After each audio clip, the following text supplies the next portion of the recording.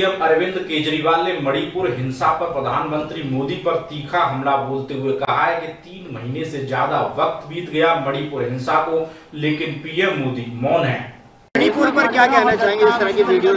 जो मणिपुर की पहली चीज तो मणिपुर के अंदर जिस तरह के हालात पिछले कुछ महीनों से बने हुए हैं और केंद्र सरकार खासकर प्रधानमंत्री जी ने इसके ऊपर कभी कुछ भी नहीं बोला, ये बहुत चिंताजनक है।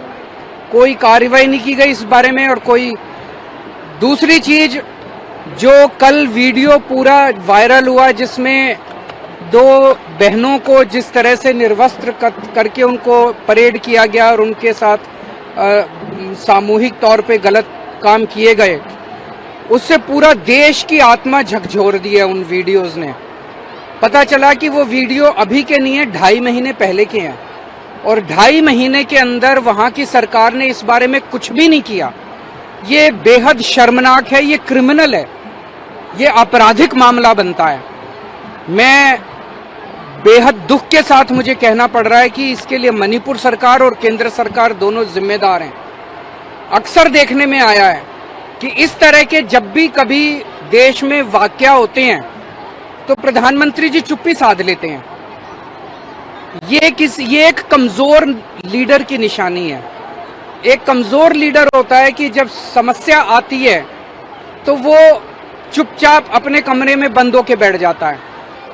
एक जो साहसिक और करेजस लीडर होता है, असली लीडर होता है, वो फ्रंट से काम करता है, फ्रंट पे आके काम करता है। जब कोई मुसीबत होती है तो फ्रंट पे दिखाई देता है नेता।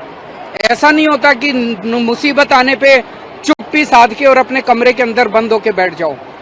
तो ये बेहद दुख की बात है कि 2, 2.5, 3 महीने से जब से मणिपुर की समस्या हुई है, प्रधानमंत्री जी चुप्पी साध के अपने कमरे में बैठे हैं। ये एक बहुत कमजोर नेता की निशानी है और बहुत दुख की बात है कि ऐसे सेंसिटिव टाइम के अंदर प्रधानमंत्री जी ने कोई कदम नहीं उठाया। अगर समय पे कदम उठाया होता तो हमारी इन बहनों के साथ ऐसा अन्याय नहीं होता। दूसरा, मणिपुर के सीएम का ये बयान अभी मैं थोड़ी देर पहले देख रहा था कि ये एक घटना थोड़ी है, ऐसी तो बहुत घटनाएं घटी हैं। इसका मतलब तो पता नहीं कितनी बहनों के साथ ऐसा हुआ है मणिपुर के अंदर। और अगर बहुत सारी ऐसी घटनाएं घटी हैं तो उन्होंने क्या किया इस बारे में? उन्होंने क्यों नहीं पकड़ के लोगों को, जो दोषियों को जेल में डाला? वो कर क्या रहे थे अभी तक? अब जब 2.5 महीने के बाद वो वीडियो सामने आया, अब कह रहे हैं, आज बता रहे हैं 1 आदमी पकड़ा गया। उस वीडियो के अंदर पता नहीं कितने लोग हैं। और जो एफआईआर दर्ज की गई है वो एफआईआर अननोन लोगों के खिलाफ। वीडियो के अंदर तो सबके चेहरे दिखाई दे रहे हैं।